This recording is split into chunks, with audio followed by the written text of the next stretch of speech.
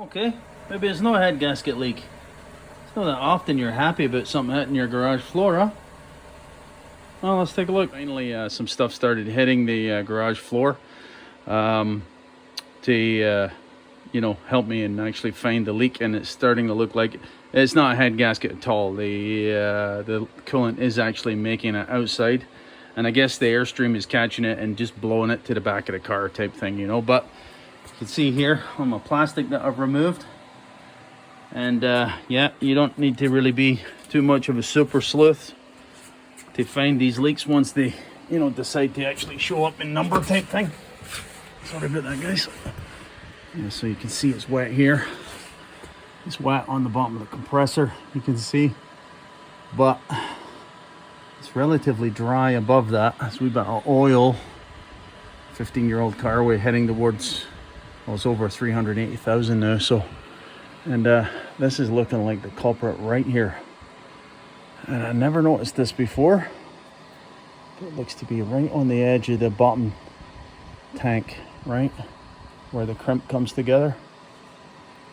I don't think I really need to pressurize this, but I will. I'll clean it up just to, confirm that leak is actually coming from here. But I'm virtually certain it's coming from right around here-ish.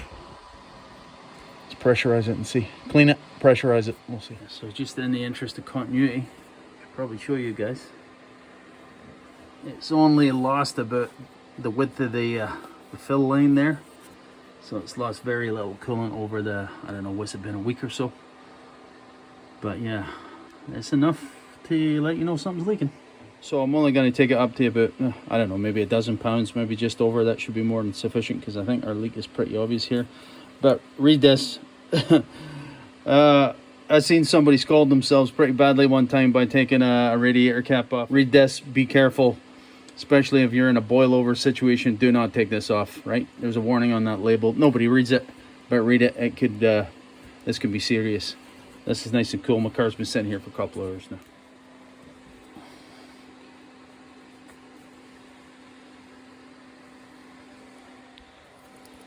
So the adapter there, guys.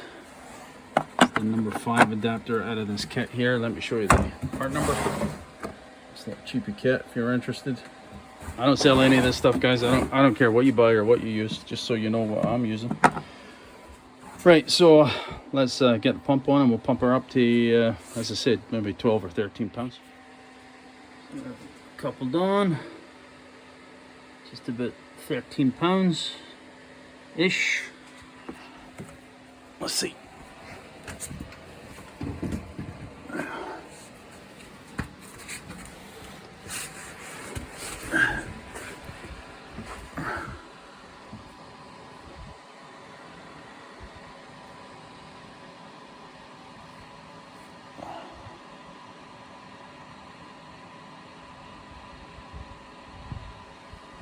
No, I've learned from air conditioning systems, I've learned the hard way, guys, that sometimes things leak when they're under thermal stress. Things expand a wee bit.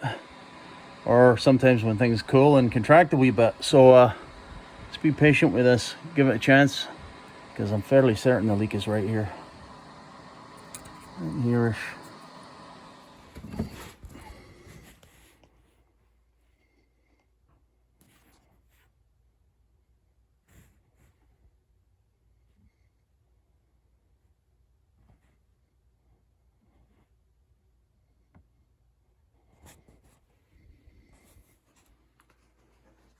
Well, I took the pressure up a wee bit higher here, guys, and seems to be holding fast at this pressure now for quite some time.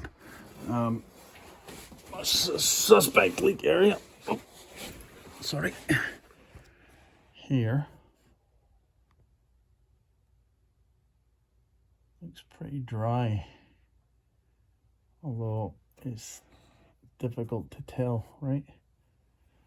My money's still on this area here for the simple reason that, the coolant came back onto the compressor and it's on the oil pan here, and it makes no sense that it would go forward, really, does it?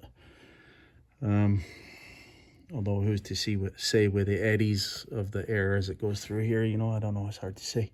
But my money is still on this, so I think what I'll do is I'll start the car, you know, remove the test equipment, put the cap back on the car, start it, let things come up to temperature, because as I said, I've learned a lesson from air conditioning systems that sometimes things have to be, you know, under load, under thermal stress for the leak to actually show up, and it appears to be the case with this.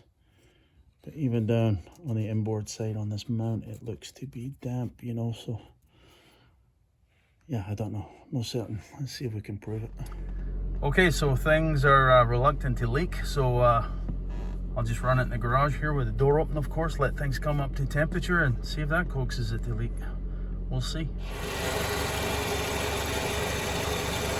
So that's been 15 minutes there, guys. Things are starting to look a wee bit dampish here to me. Let it go another 15 minutes. Well, the nicest of night to be trying to run something in your garage, I can assure you. Yeah, so I think that's pretty definitive. So as I said, sometimes, you know, the pressure tester is a great rig, guys, but sometimes things need to be heated up, generally speaking, you know, for the sake of the expansion to take place. Clearly the plastic is expanding at a different rate than the aluminum, and the seal between the tank and the core, the radiator itself, is clearly there is a breach there. That is obvious. That's good enough for me. Right, we'll call it a night. Obviously I'll have to get myself a radiator here, guys. I'm no believer in stop leak or any of the snake oils out there, and probably do the upper and lower hose as well.